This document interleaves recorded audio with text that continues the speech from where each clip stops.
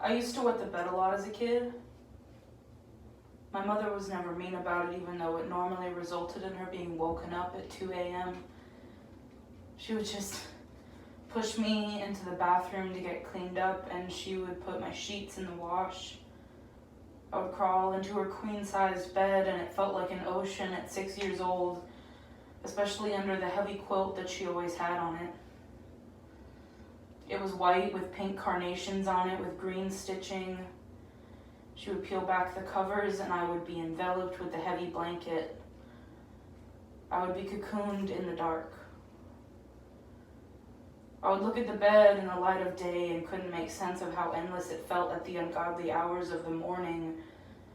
I would try to conquer it and hide, and she would find me in there hours later, because if I could conquer the infinite feeling of my mother's bedroom, then the rest of the world seemed less scary. When she got remarried, her and her then husband got a California king-sized bed. It felt the same as her old one did, even though I wasn't sharing this one with her anymore, until she left him and we got a place of our own. Even then, I felt small.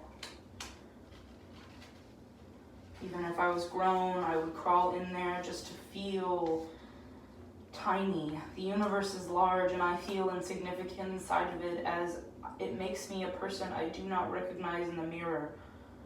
But the world is small in my mother's bedroom.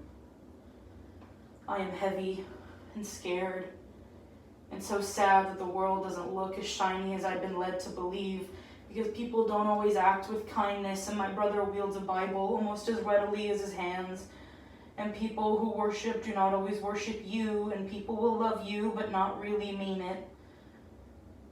She will ask me what I dreamed about, and I will say it looked like him at the end of the hall, or it was God's wrath because I stopped believing at age 9 and he hasn't forgiven me, but I haven't forgiven him, and the muttering will turn to blubbering, and she will shush me with a kiss to the top of my head.